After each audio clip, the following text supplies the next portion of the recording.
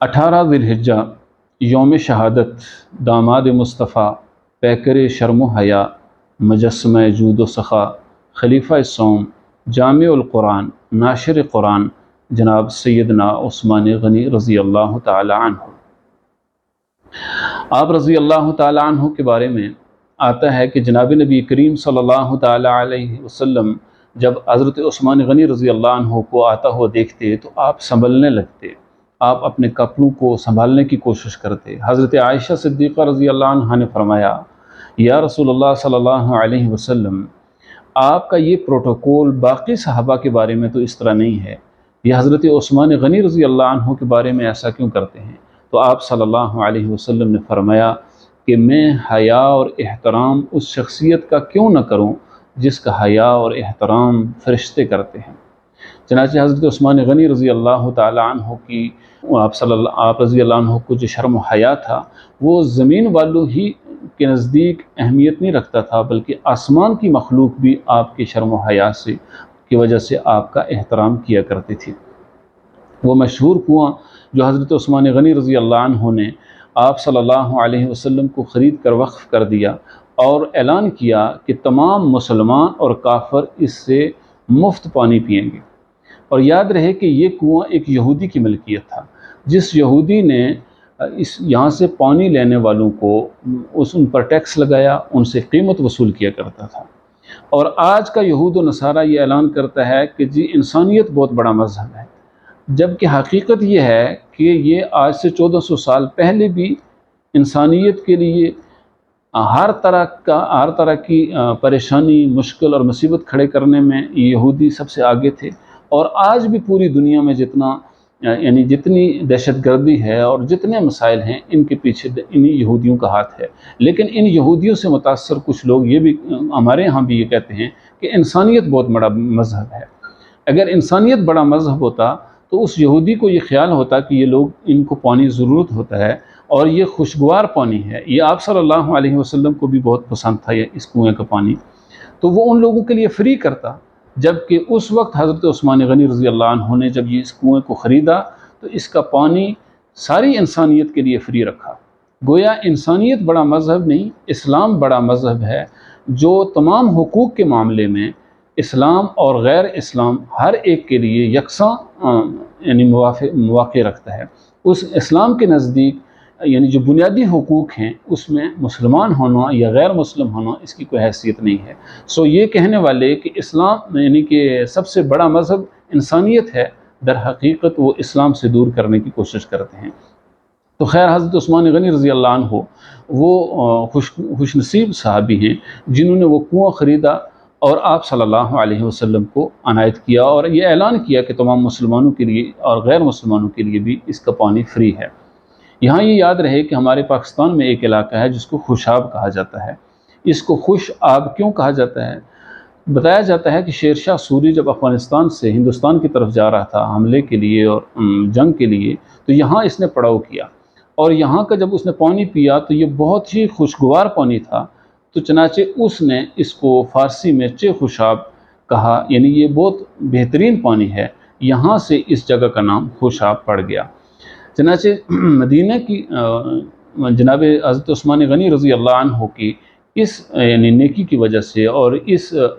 قربانی کی وجہ سے، اس سخاوت کی وجہ سے تمام مسلمانوں کو بھی اور غیر مسلموں کو بھی یہ پانی نصیب ہوا اور فری کر دیا گیا۔ پھر غزوہ تبوک کے موقع پر حضرت عثمان غنی رضی اللہ عنہ وہ صحابی ہیں جنہوں نے تمام جو جیش تھا اور پورا جو لشکر تھا اس کے اخراجات حضرت عثمان غنی رضی اللہ عنہ نے اپنے ذمے لے لیے۔ اور آپ صلی اللہ علیہ وسلم نے فرمایا کہ عثمان غنی رضی اللہ عنہ کے بارے میں کہ عثمان آج کے آپ کے اس عمل کی وجہ سے اللہ اتنا خوش ہوئے ہیں کہ اللہ نے فرمایا ہے کہ آج کے بعد عثمان غنی رضی اللہ عنہ کے سے اس کے کسی عمل کی باز پرس نہیں کی جائے گی۔ اور پھر ایک مشہور غزوہ حدیبیہ کے موقع پر جب آپ صلی اللہ علیہ وسلم عمرے کے لیے جا رہے تھے اور کافروں نے روک دیا تو حضرت عثمان غنی رضی اللہ عنہ آپ صلی اللہ علیہ وسلم کی الچی بنا کر بھیجے گئے۔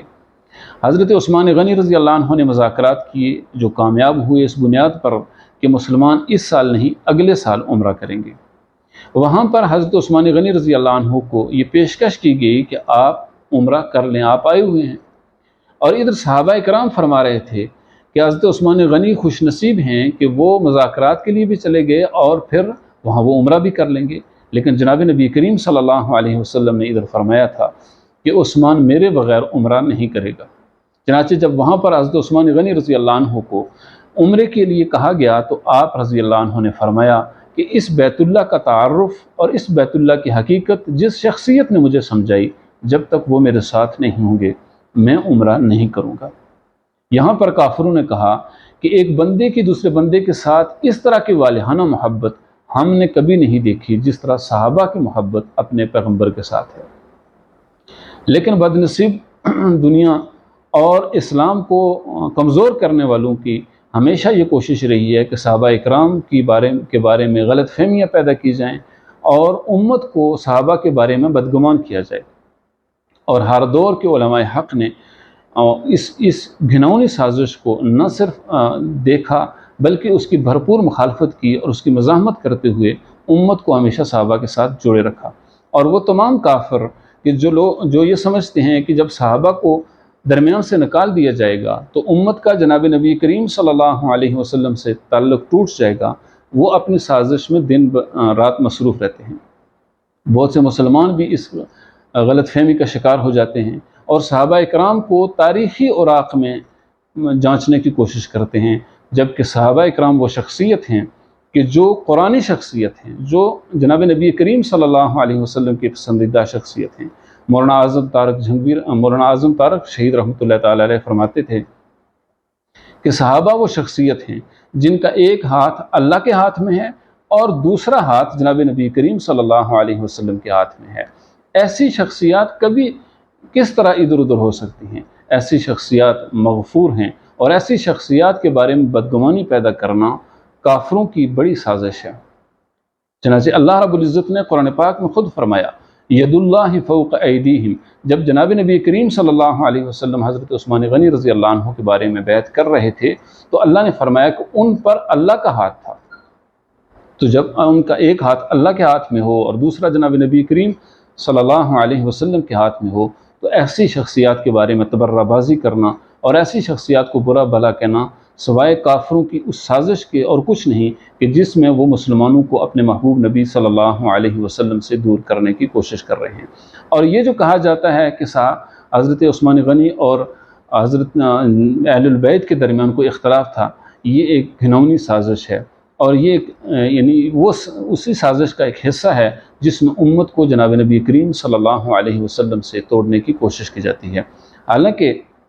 حضرت عمر فاروق رضی اللہ عنہ کے دور میں ازدجر نامی ایک بادشاہ کے ساتھ جنگ کے دوران جب اس کی بیٹی گرفتار ہو گئی اور حضرت عمر فاروق رضی اللہ عنہ نے یہ اعلان کیا کہ میں اس شہزادی کی شادی ایک شہزادے کے ساتھ کروں گا، لوگوں کا یہ خیال تھا کہ حضرت عمر فاروق چونکہ خلیفہ ہیں، ان کے بیٹا شہزادہ ہے، لہٰذا یہ عبداللہ ابن عمر کے ساتھ اس کی شادی ہوگی۔ لیکن جب نکاح ہوا تو حضرت عمر فاروق رضی اللہ عنہ نے اس شہزادی کی شادی حضرت حسین رضی اللہ عنہ کے ساتھ کی تھی۔ اور حضرت عثمان غنی رضی اللہ عنہ کے زمانے میں جب تبرستان فتح کیا جا رہا تھا اور وہاں لشکر بھیجے جا رہے تھے تو حسنین کریمین حضرت عثمان غنی رضی اللہ عنہ کی زیر قیادت اس لشکر کا حصہ تھے جو تبرستان فتح کرنے کے لیے گیا۔ گویا حضرت عثمان غنی رضی اللہ عنہ نہ صرف صحابہ کے بلکہ اہل البیت کے بھی متفقہ اور مشترکہ کمانڈر اور لیڈر بھی تھے اور راہبر و رہنما بھی تھے۔ اور دوسری بات امام بخاری رحمۃ اللہ تعالی علیہ نے اپنی کتاب میں نقل کی ہے کہ حضرت عثمان غنی رضی اللہ عنہ کے دور میں اس بات پر اجماع کیا گیا کہ جمعے کی 2 اذانیں ہوں گی۔ آج دنیا میں جتنی بھی جمعے کی 2 اذانیں ہوتی ہیں، یہ دوسری اذان حضرت عثمان غنی رضی اللہ عنہ کے زمانے میں شروع کی گئی۔ اب سوال یہ پیدا ہوتا ہے کہ کیا حضرت عثمان غنی رضی اللہ عنہ کا یہ اجماع، اس اجماع کی صورت میں جو اذان دی جاتی ہے دوسری، یہ سنت ہے کہ نہیں؟